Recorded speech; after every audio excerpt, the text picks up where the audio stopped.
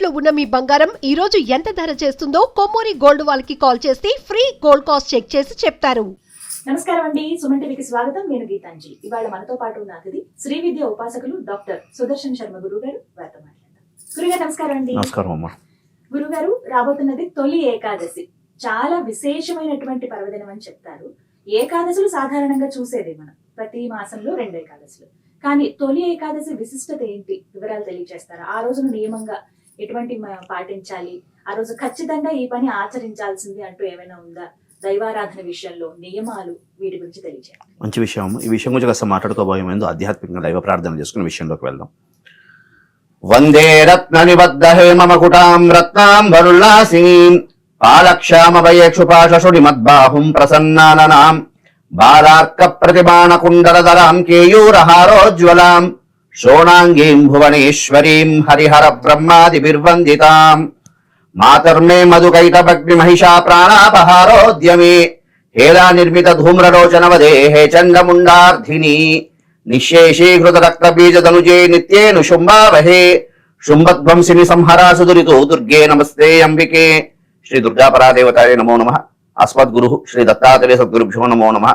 అస్మత్పితు శ్రీ భమిడి వెంకట సుబ్రహ్మణ్య శర్మ పాదార విందాభ్యో నమో నమః. ప్రధానంగా మనకి రాబోతున్నటువంటిది తొలి ఏకాదశి. దీన్నే శయన ఏకాదశి అని కూడా పిలుస్తూ ఉంటారు. చాలా విశేషం ఏంటి అంటే మనకి దీనికి ఒక విశేషం ఉందమ్మా. ఏంటంటే మనకి దక్షిణాయనం అనేది జూలై 16 అంటే సుమారుగా 16, 17 ఎప్పుడు ఈ తేదీల్లోనే పడుతూ ఉంటుంది. దక్షిణాయనం అనేది ఆషాఢ మాసం ఇంకా ప్రారంభం అవుతున్నది అనగా మనకి అటు ఇటు ఒక రోజు అటు ఇటులో మనకి దక్షిణాయనం అనేది వస్తూ ఉంటుంది.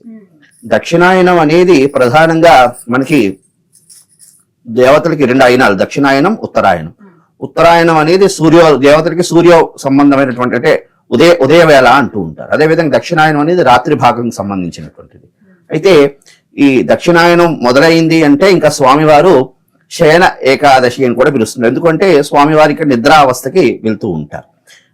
దానికి సంబంధించినటువంటిది విశేషం ఏంటంటే దాన్ని తొలి ఏకాదశి అని పిలుస్తారు. అంటే స్వామివారు మహావిష్ణు వైకుంఠంలో ఆ యొక్క దాని ఏమంటారు శయనపానుప మీద 4 మాసాలు ఆయన నిద్రావస్థకి యోగమాయలో నిద్రావస్థలో వెళ్తుంటారు. నిద్రపోవడం అంటే మనలాగా నిద్రపోయేది కాదమ్మా. ఆయన కూడా ఒక రకంగా అంటే కొన్ని విధానాలు, కొన్ని మంత్రశాస్త్రాలు కొన్ని ఏం చెప్తుందంటే ఆయన కూడా ధ్యానంలోకి వెళ్తారు. ఎవరి గురించి ధ్యానం చేస్తుంటారంటే శివాయ విష్ణు రూపాయ శివరూపాయ విష్ణవే శివస్య హృదయం విష్ణు విష్ణుస్య హృదయం శివ అన్నట్లుగా ఆయన కూడా ఆ విధంగా ధ్యానంలోకి వెళ్తూ ఉంటారు అని ఒక నానుడి కూడా ఉన్నది. అయితే దాన్ని పురస్కరించుకొని ఈ యొక్క రోజుని శయన ఏకాదశి అని పిలుస్తూ ఉంటారు. అయితే దీంట్లో ఇంకొక విశేషం కూడా ఉన్నది. అదే రోజు మనకి కొంతమంది యోగులు అంటే కొన్ని సాంప్రదాయాలు అదే రోజు నుంచి చాతుర్మాస్యాన్ని కూడా ప్రారంభం చేస్తూ ఉంటారు. అంటే ఆషాఢ శుద్ధ ఏకాదశి లగాయత్తు కార్తీక శుద్ధ ఏకాదశి వరకు ఈ యొక్క 4 మాసాలని కూడా దాని ఏమంటారు చాతుర్మాస్య వ్రత దీక్ష అనేది కొంతమంది చేస్తుంటారు. కొంతమంది ఈ యొక్క ఆషాఢ శుద్ధ పౌర్ణమి లగాయత్తు కార్తీక శుద్ధ పౌర్ణమి వరకు ఈ 4 మాసాల కాలాన్ని చాతుర్మాస్య దీక్ష అని కూడా చేస్తూ ఉంటారు.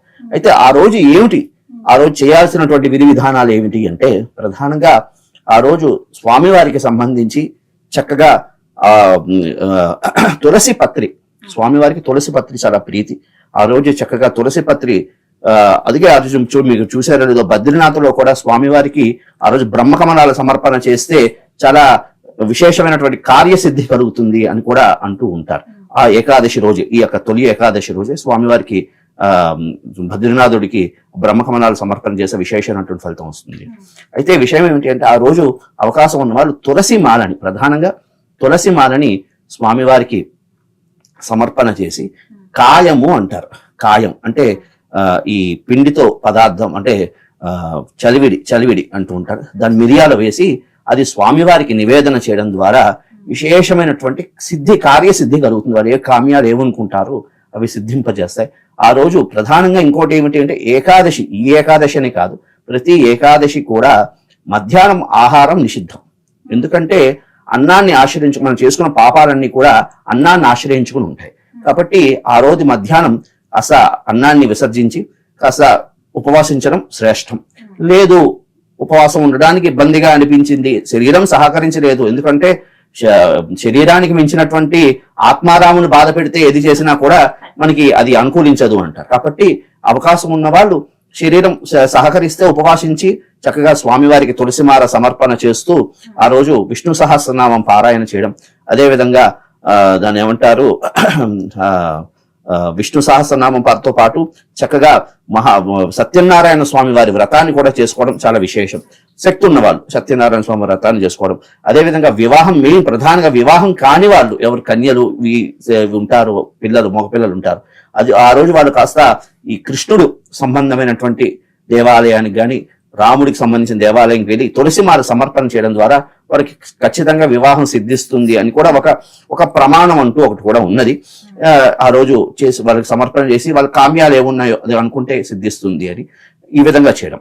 ఇంకోటి ఏమిటి అంటే ఉపవాసించడం కాస్త ఇబ్బంది అనుకున్న వాళ్ళు ఆ రోజు ఏం చేస్తారంటే కాస్త సత్యనారాయణ స్వామి వారి ప్రసాదం, దాన్ని గోధుమను ఒక హల్వా అంటారు. అది ఎందుకు అంటే సాక్షాత్తు ఒకసారి నారద మహర్షి వైకుంఠ నారాయణ అడిగేట, స్వామి మరి కొంతమంది జనులు చాలా వరకు కాస్త రోగాలతో ఉంటుంటారు, అలాంటి వాళ్ళకి మరి ఉపవాసం వచ్చే ఫలితం అంటే మధ్యాహ్నం ఉపవాసం రావాలి, అటువంటి ఫలితం కలగాలి అంటే ఏం చేయాలి అంటే స్వామివారే స్వయంగా చెప్తారట, గోధుమ నూకను వేయించి పాలతో తయారు చేసిన పదార్థాన్ని స్వీకరిస్తే అది ఆ ప్రసాదాన్ని దేవుడికి నివేదన చేసి స్వీకరిస్తేట ఆ రోజు ఉపవాసం చేసిన ఫలితం వస్తుంది అని ఇది ప్రమాణంలో ఉంది. కాబట్టి ఆ రోజు అవకాశం ఉన్నవాళ్ళు ఆ విధంగా నూకని స్వీకరించడం, కాస్త ప్రసాదాన్ని స్వీకరించి ఉపవాసం ఉండడం ఈ విధంగా చేస్తాం. ఇంకా అవకాశం ఉన్నవాళ్ళు కాస్త సాయంకాలం గోవింద నామాలు పిండి దీపారాధన చేసి గోవింద నామాలు కాస్త విశేషంగా పారాయణ చేయడం, అదేవిధంగా ఆ రోజు విశేషంగా ఇంకోటి ఏమిటంటే చాతుర్మాస్య దీక్ష ప్రారంభం చేయడం. ఈ చాతుర్మాస్య దీక్ష కూడా చాలా విశేషమైనటువంటిది. ఈ 4 మాసాలు ఎందుకు అంటే స్వామివారు ఈ శయనావస్థకు వెళ్ళినప్పుడు ఈ 4 మాసాలు కూడా చాలా విశేషంగా విష్ణు ఆరాధన చేస్తే విశేషమైన ఫలితాలు వస్తుంది అని మనకి తమిళనాడులో కొన్ని యొక్క ప్రాంతాల్లో ఈ 4 మాసాలని కూడా చాలా విశేషంగా ఆరాధన చేస్తారు. వాళ్ళు విష్ణు సంబంధమైనటువంటి ఆరాధన చేస్తారు. వాళ్ళు దీనికి ఉత్థాన ఏకాదశి అని దాన్ని ఏకాదశి మనకి కార్తీక శుద్ధ ఏకాదశి. ఆ రోజు స్వామివారిని తీసుకువెళ్ళి మళ్ళీ తులసి దామోదరుడుగా వివాహం చేస్తూ ఉంటారు.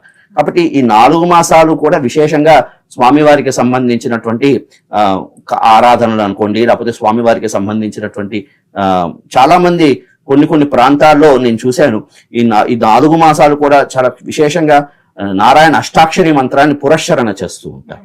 నారాయణ అష్టాక్షరి మంత్రాన్ని పురస్చరణ చేయడం, మోక్షాన్ని కోరుకునే వాళ్ళు నారాయణ అష్టాక్షరి మంత్రాన్ని పురస్చరణ చేయడం ఈ విధంగా చేస్తూ ఉంటారు. ఏదవనింది ఏకాదశి పర్వదినం రోజు కాస్త ఉపవసించి ఆ రోజు చేయాల్సినటువంటి నియమాలు ఏమిటి అంటే విష్ణు సహస్రనామం పారాయణ చేయడం, స్వామివారికి సంబంధించి తులసి పత్రులతో స్వామివారికి అర్చన క్రమాంతం చేసుకోవడం, ప్రధానంగా సాయంకాలం పూట ప్రధానంగా దీపారాధన చేసుకుంటూ పిండితో దీపారాధన చేసి గోవిందనామాలు పారాయణ చేయడం.